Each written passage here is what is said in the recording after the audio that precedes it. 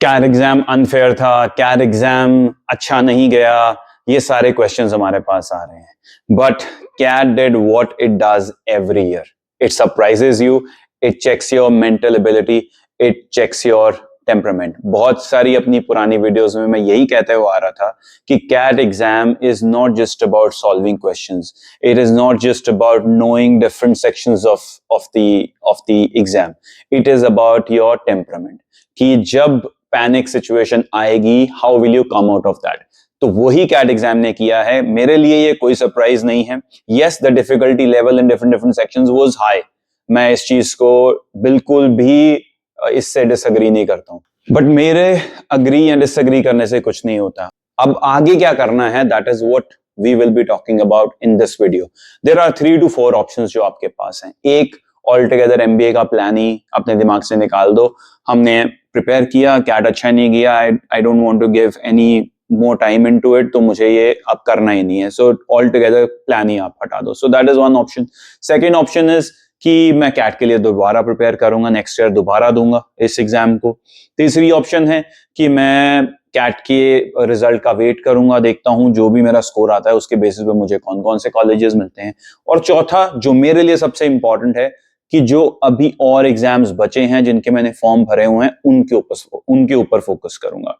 और मेरे हिसाब से ये सबसे इंपॉर्टेंट और पहला आपका स्टेप होना चाहिए कि जो आने वाले एग्जाम्स हैं उनके ऊपर आपको सबसे ज्यादा फोकस करना चाहिए। बिकॉज कैट अच्छा नहीं गया है, that is the reality of your life right now. If that is the reality of your life right now, then आपको अब बाकी एग्जाम्स के ऊपर फोकस करना है।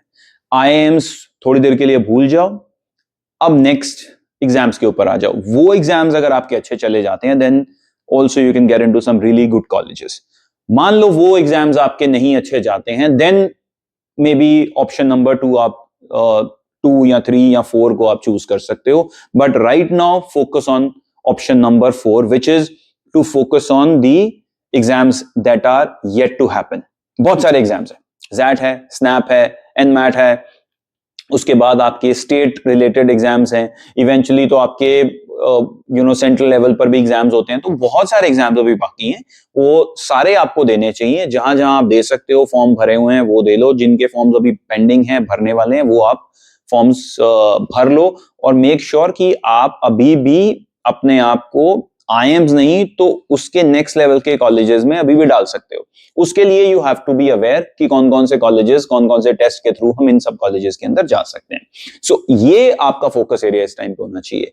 नंबर 2, अगर आप सोच रहे हो कि मुझे नेक्स्ट ईयर ही कैट देना है, तो बहुत सिंपल है, अभी इमीडिएटली अपनी तैयारी शुरू कर दो। जस्ट थिंक कि मैंने एक एग्जाम दे दिया था ट्रायल के ऊपर, वो अच्छा नहीं गया, अब मुझे पता लग गया है कि किस तरह का एग्जाम होता है, अब मुझे अपनी तैयारी उस तरह से करनी है। बिकॉज एग्जैक्टली 1 ईयर के बाद दोबारा एग्जाम होना है।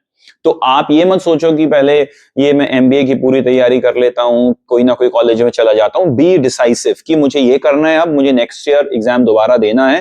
तो बाकी सब चीजें अपने दिमाग से हटाकर start preparing for the exam for next November, which is going to be in 2026।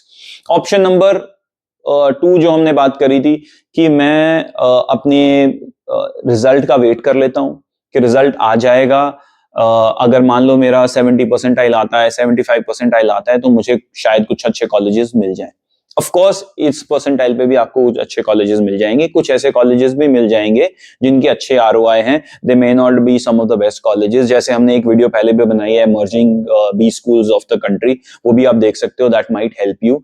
उनके अपने सबके एग्जाम्स भी होते हैं और उनमें से कुछ कॉलेजेस ऐसे हैं जो कैट एग्जाम को लेते हैं, तो वो भी ऑप्शन है।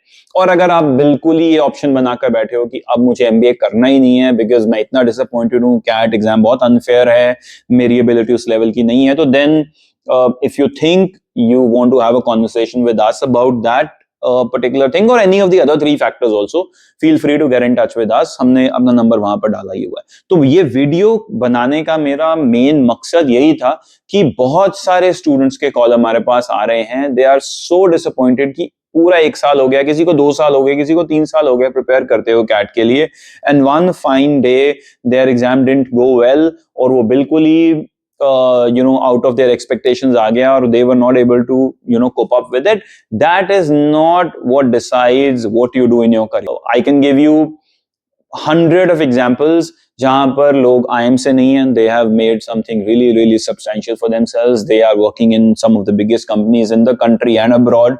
So this is not the end of the entire situation. Of course, अगर IIMs में आप अपनी MBA शुरू करते तो you would have got a head start, but that doesn't mean that अगर वो नहीं हुआ है तो कुछ और नहीं होगा. So that was the idea. That is why I gave you the options that you have. You can drop your year, you can drop the idea of MBA also completely. You can look at other options. You can look for colleges जो आपको आपके scores के basis पर मिल सकते हैं, और आप focus, और चौथी चीज आप फोकस कर सकते हो जो एग्जाम्स अभी बचे हैं, बिकॉज उन एग्जाम्स के थ्रू भी आपको कई बहुत अच्छे कॉलेजेस मिल जाएंगे. Don't be too disappointed. Yes, I understand preparation करके अगर आपका एग्जाम अच्छा नहीं जाता, you feel really really disappointed, but that's the way this exam goes. That is what it is. So इसको आप आगे बढ़ो इस चीज से. जो हो चुका है that is in the past. Look what is going to happen in the future, and अगले 1-1.5 महीने के बाद you will be in a position कि अब मुझे कौन कौन से कॉलेजेस मिल सकते हैं और मेरी एग्जैक्ट सिचुएशन क्या है जब आपके बाकी सारे एग्जाम्स भी हो जाएंगे.